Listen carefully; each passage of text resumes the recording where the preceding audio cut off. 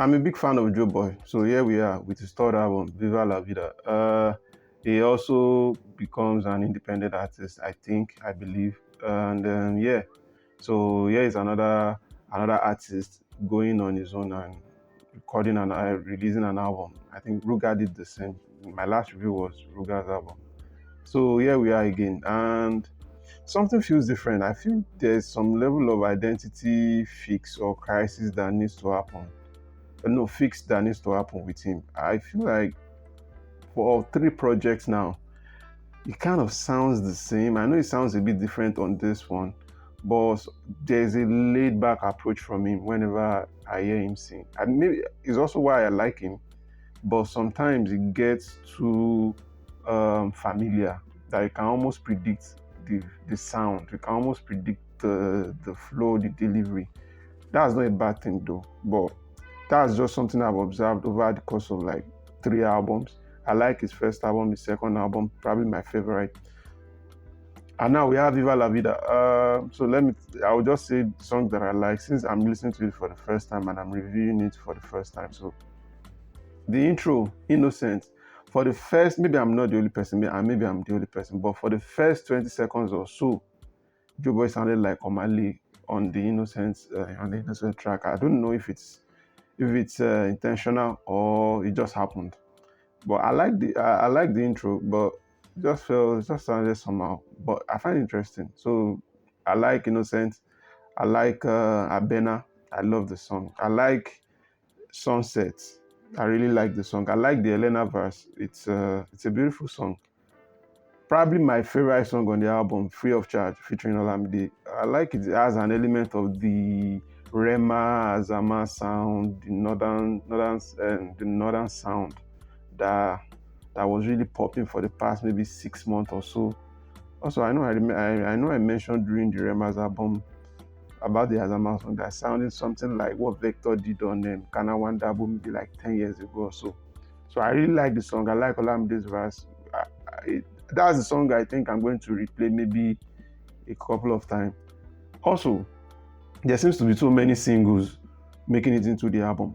The Osadebe song, the Adenuga song, they were like 5 months old or so, or maybe 4 months. Also, the SMH song, which is something missing. Now, this version of the album is different. It sounded a bit longer, I think. I think one other verse was added. Since I'm listening to it for the first time, so this is how it sounds to me.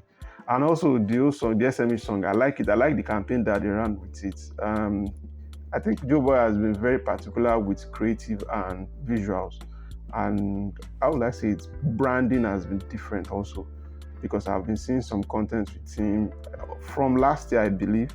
There was one he did with Jemima that was a mechanic. I think that was last year too. So he's very consistent with the creative process of maybe pushing a song. For the SMH one, even when he was doing like layover of the song over clips, he was using old Nollywood movies to like portray whatever it is he was trying to say with the song. I like the song. It's one of the singles before the album, so I don't necessarily add them to songs I like when I listen to a new album. The singles are already doing their work, so I'm just going to list out songs that I find interesting, listen to it for the first time. But then, yeah, SMH was nice. Sounded like Nollywood, even Bollywood self has that element of it. So yeah. And as for the popular ones, I think Taxi Driver was like closer to where they wanted to release the album. So I'm not so sure about the Taxi Driver song. I understand the concept of it, but I don't think any taxi driver wants to hear you ranting about this thing.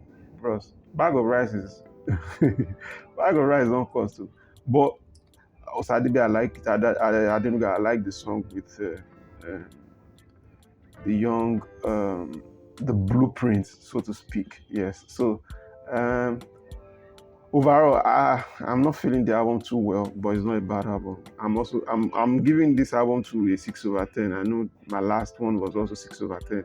I'm giving it 6/10, and anything can happen with the promotion and everything. It's always sounding like I'm giving a disclaimer when I'm making these reviews these days because it has to be said. It's a first time listening. It's not a critique to say it is bad or anything. So yeah, one song could just pick up after 6 months. I mean, Skills is getting money. Skills is getting streams on Shake Body, and the song was released like 2016 or 2014. I'm not sure. So yeah, whatever works. So and hopefully he shoots video for Sunset or Abena. I have a strong feeling Free of Charge might have a video. But yeah, that's what I think about the album. So until next time.